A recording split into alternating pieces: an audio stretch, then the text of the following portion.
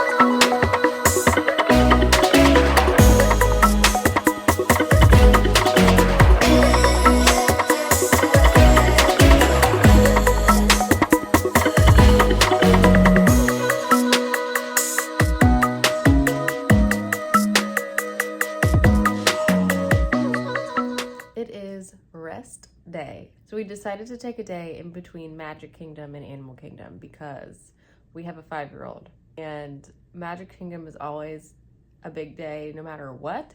It's a long day with lots of stuff to do, but with the 5-year-old and everything else, we were like, we do not want to have an extensive day followed by another extensive park day. We needed the day break in between to like rest our legs, get ourselves back together. So that's what we're doing. We stayed at the hotel today. We're staying at Animal Kingdom Lodge and we have been at the pool this morning. We took naps. We've had lunch. We have a dinner reservation tonight at the nice restaurant. I think it's called Jico. We're looking forward to some good food tonight because our hotel is supposed to have some of the best food.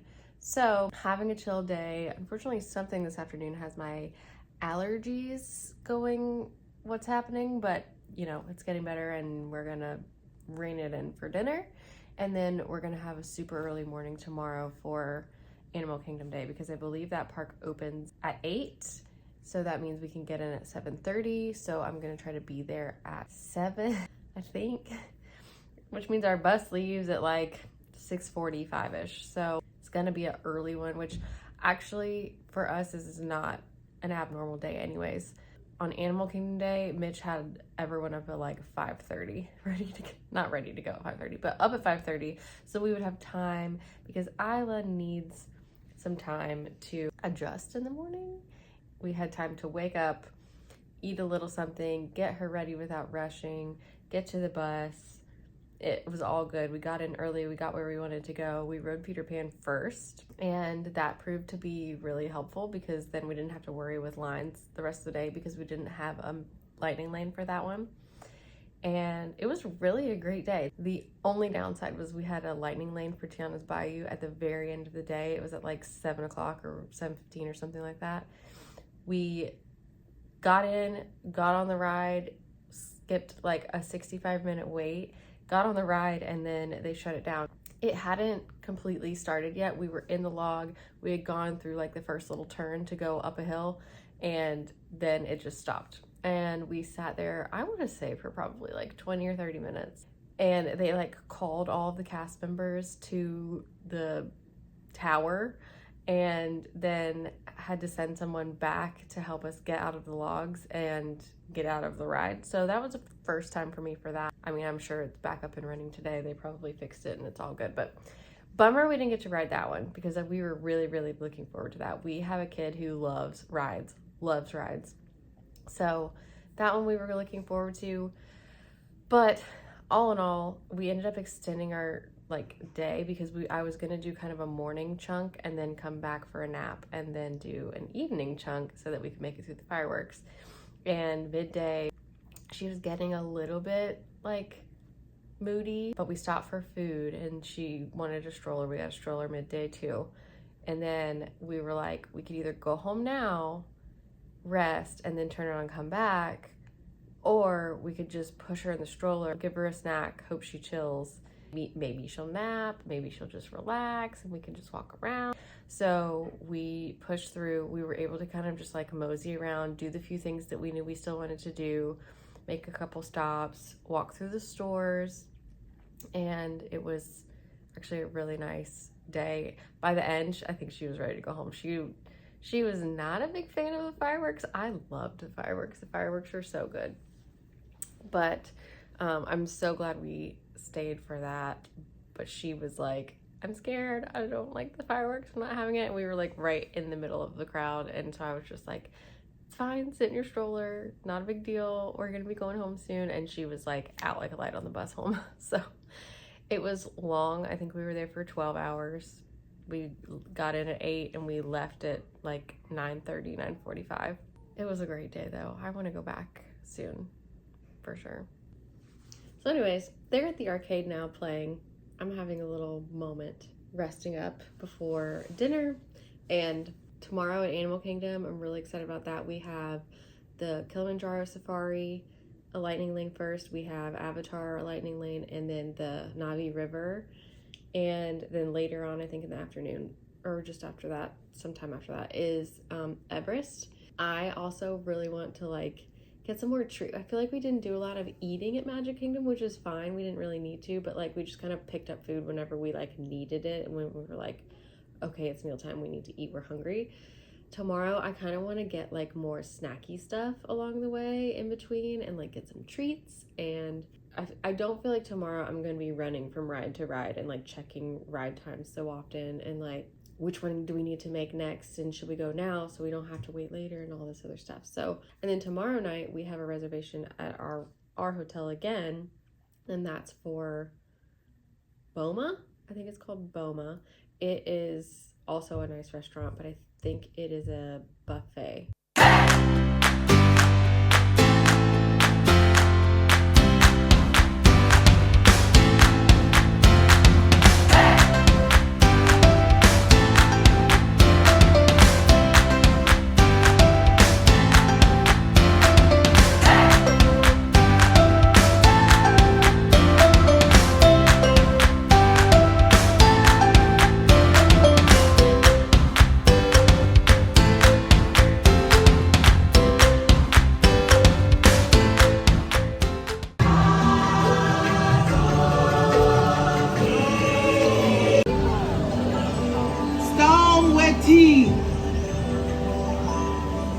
Ti ne o fare vi